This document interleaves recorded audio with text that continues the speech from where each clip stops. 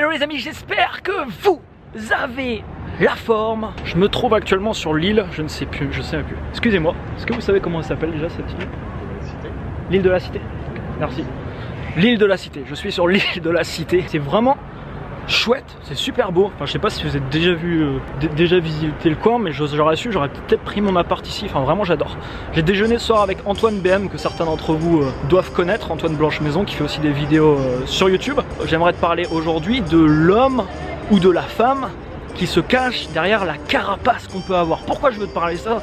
Tout simplement parce que selon ce qu'on va effectuer dans notre vie, selon les gens qu'on va fréquenter, selon le cadre dans lequel on va être, on va généralement automatiquement se mettre une sorte de carapace.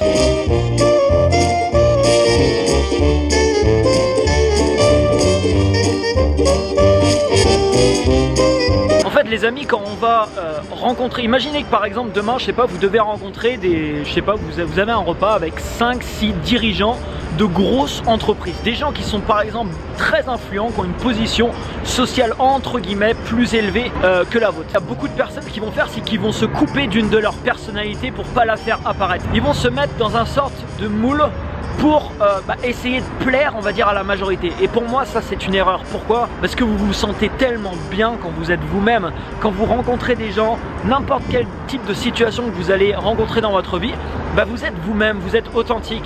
Il y a des gens qui vont accrocher, ça va plaire, et il y a des gens qui vont pas accrocher, ça va pas plaire. Mais quand vous arrivez, alors je dis pas que c'est facile, parce que certaines fois c'est très très difficile, et ça m'arrive souvent. Par exemple, je sais pas, des fois je vais rencontrer quelqu'un que je vais mettre un petit peu haut, ou je sais pas, quelqu'un qui a monté une grosse boîte, qui a je sais pas, des centaines de salariés. Du coup ça va me mettre un petit peu de pression de le voir, et du coup dès que je vais le voir, ça va être automatique, et on le fait un peu tout, je pense. C'est qu'automatiquement on va se couper d'une partie de notre personnalité pour se conforter un peu au moule et pour rentrer un petit peu dans les cases. Alors je dis pas que toutes les personnes sont comme ça, il y a des personnes qui arrivent à très bien le faire, on peut le voir rapidement, il y a des personnes qui expriment leur personnalité librement, voilà, pour qu'ils en ont un peu rien à foutre, ils sont eux-mêmes, et je trouve ça plutôt inspirant, parce que c'est pas forcément évident, à faire. Vous avez déjà dû vivre la situation ou le remarquer pareil dans votre vie, et d'ailleurs on le remarque surtout même plutôt, on va dire, en France. Si vous allez, je sais pas, aux États-Unis, prenez l'exemple du business, des startups, etc., les gens sont beaucoup plus eux-mêmes, ils vont plus arriver. En France on va être plus dans un truc un peu corporate, il va falloir arriver un peu en costard cravate, se changer,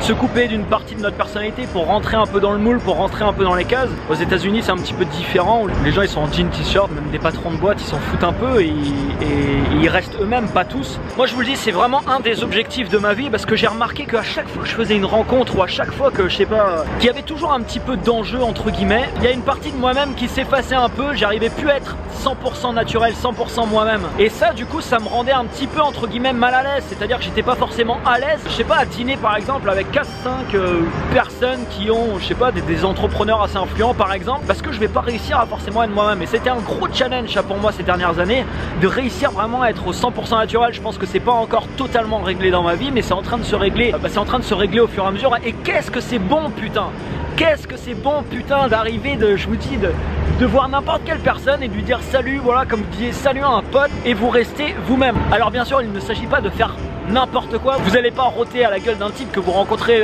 pour la première fois, je sais pas, vous avez envie de faire un partenariat avec lui, si vous commencez par lui rôter à la gueule, ça va peut-être pas le faire. Donc au niveau du naturel, voilà, il y a quand même des limites. Mais voilà, c'est pareil un peu dans les relations, je sais pas, amoureuses. Si vous rencontrez par exemple quelqu'un une première fois autour d'un dîner par exemple, les gens vont difficilement pouvoir être naturels, pouvoir être eux-mêmes, parce que ils se mettent automatiquement la pression. On se dit automatiquement, ok, il y a un enjeu derrière ça, et du coup je me change en fonction de ça. Hashtag ça roule à Paris. Et pour réussir, je pense, à être au maximum naturel dans n'importe quelle situation, il faut se confronter à ça énormément. Et il faut essayer de réussir à être naturel, même quand vous faites des trucs où vous savez que le regard est porté sur vous, où vous savez même qu'il y a un petit peu de pression. Là par exemple, là je suis en train de me filmer, bon il y a des gens tout à l'heure qui passaient, voilà, qui s'arrêtaient un peu, ils regardent un peu ce que je dis, et je vous le dis d'ailleurs, c'est beaucoup plus challengeant pour moi là. J'ai passé beaucoup de temps à l'étranger, je m'en fous un peu de me filmer dans la rue. Maintenant que je suis en France, c'est un petit peu plus challengeant. Pourquoi? Parce que les gens, ils entendent ce que je dis, ouais, ils comprennent ce que je dis. Donc c'est challengeant, mais c'est un très très bon exercice. Voilà, je tenais à te parler de ça aujourd'hui, parce que plus tu seras naturel dans ta vie, plus tu seras heureux. Parce que au final, plus t'es naturel, plus t'es plus à te préoccuper des autres, de machin. Alors on s'en préoccupe toujours un petit peu, forcément, on se demande toujours qu'est-ce qu'il a pensé de moi, etc. Mais plus tu arrives à lâcher ça, plus tu arrives à vivre le moment présent et à pouvoir, voilà, vivre un maximum d'émotions positives.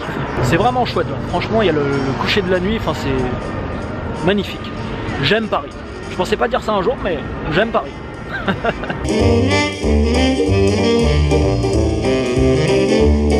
Ce qui est beau chez une personne, c'est pas la carapace, c'est ce qui se cache en dessous, c'est qui tu es en dessous cette carapace. Et c'est pour ça que c'est intéressant toujours d'exprimer ça, d'exprimer ton naturel. Parce que comme je te le disais l'autre jour dans une vidéo, ta personnalité elle est unique.